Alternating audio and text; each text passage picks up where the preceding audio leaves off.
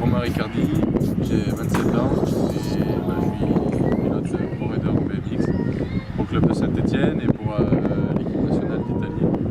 Et puis je prépare en ce moment les Jeux Olympiques de Rio. Alors comment tu as découvert ce sport? J'ai découvert le sport en fait par mon père qui faisait beaucoup de vélo, notamment du VTT. Et puis un jour en s'entraînant en VTT, il est passé sur la piste ici à Saint-Étienne et en fait la première bosse il a pris une chute. Et puis du coup il s'est dit en fait si je veux que mes gamins aient plus de vélo, c'est du BMX qu'il faut qu'ils fassent. Et puis mercredi d'après j'étais à l'entraînement.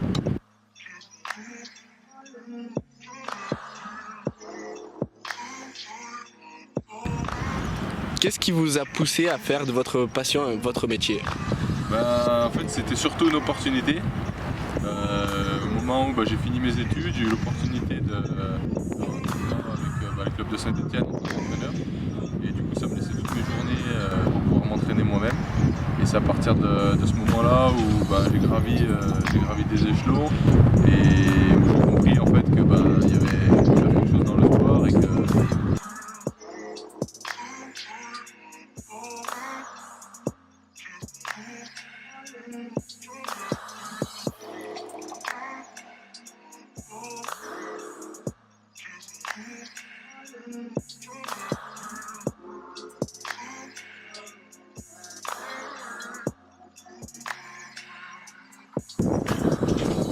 Avez-vous une idole dans ce sport qui vous a servi d'exemple?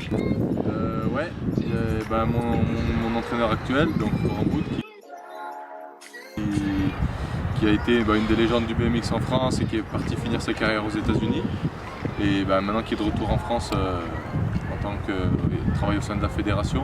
Et c'est vrai que j'ai beaucoup pris exemple sur lui parce qu'il a eu le même parcours que moi, il était entraîneur au club tout en étant pilote professionnel. Et du coup, c'est vrai que c'est ça qui m'a beaucoup inspiré aussi dans le fait de faire du BMX à haut niveau.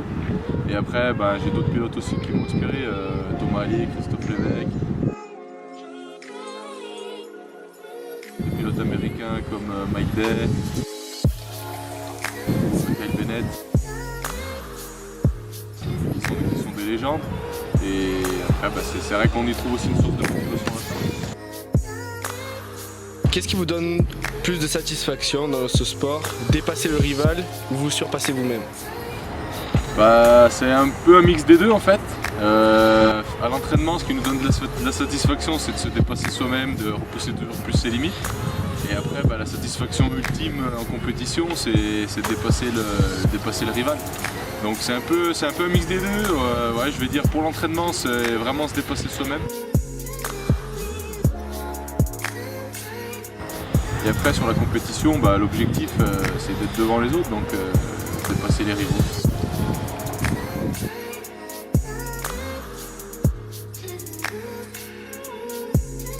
Comment sentez-vous l'influence du public sur votre rendement?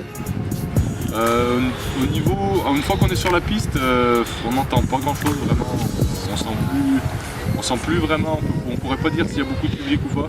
Après c'est vrai que quand on est en phase de préparation avant le départ, on entend si l'ambiance est là ou pas.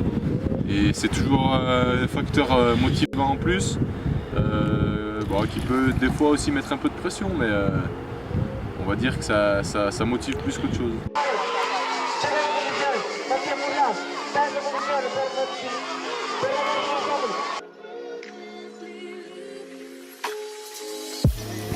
Avez-vous subi d'importantes liaisons? Comment maintenez-vous votre morale pendant la récupération? J'ai eu plusieurs fractures au niveau de la clavicule, des chevilles, des mains, une hémorragie interne aussi au niveau du foie. Après, on essaye de savoir pourquoi on fait ce sport, ça permet de se recentrer sur soi-même, de reprendre de la motivation et après de toute façon à un moment ou à un autre, même si on se dit juste après la chute qu'on veut arrêter, le plaisir est trop fort et le vélo, on y revient dessus naturellement.